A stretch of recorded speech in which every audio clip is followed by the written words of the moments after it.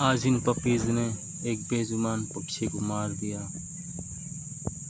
ये देखिए।